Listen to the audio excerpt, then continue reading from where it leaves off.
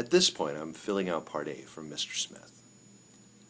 As I mentioned before, this first section is very important because it gives you a place to record all of the important information required for a death certificate.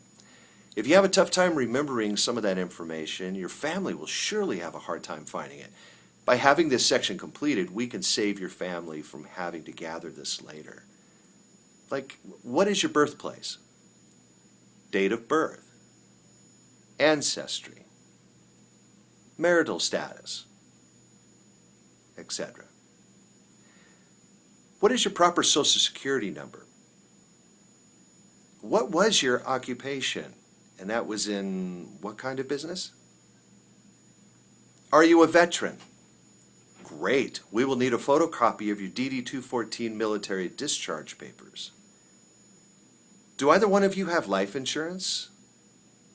Great. I'm glad that you have it. We just need to get the name of the insurance company. As you already know, receiving the insurance benefit can be a very lengthy process. So it's important that we can tell your loved ones who to call to get that process started. Now, is there a person or persons you would want in charge of your final arrangements? Again, our purpose right now is to relieve this person from having to make all these decisions. So who would that be? We often also suggest a friend or a neighbor, someone local, to be designated as your emergency contact in the event that something might happen to both of you. Who would step in to secure the home or take care of children or pets, depending on the particular situation? Now, there's 2 spaces for names here, and I'm sure that you have more than 2 people to contact. In a few moments, I'll show you where you can add more names.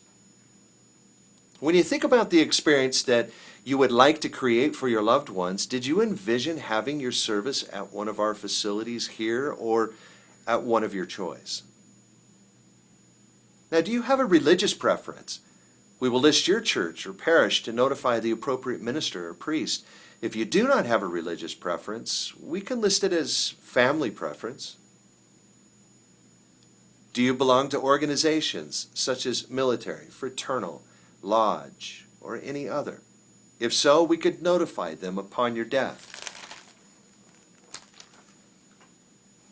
Now, this next section is an opportunity for you to be as specific as you want to be for your family. Any input that you can give me will help your family in the future. So, do you have a favorite flower preference to share with your family? We also want to give you the opportunity to think about the music at your service. Is there anyone in particular that you know who is musically talented? Do you have any favorite musical selections, hymns, or songs that we can share with your family? It means so much to families if we can tell them that their dad or mom requested this special musical number. Another important decision to think about is the casket bearers.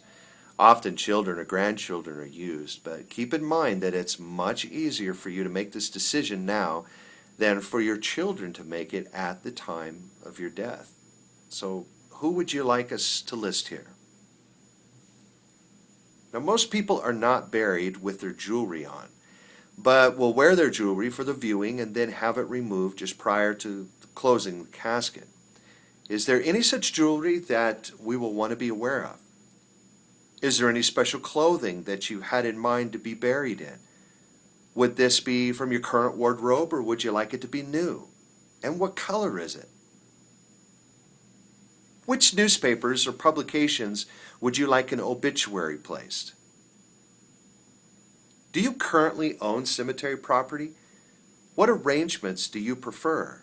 Earth burial, cremation, or mausoleum?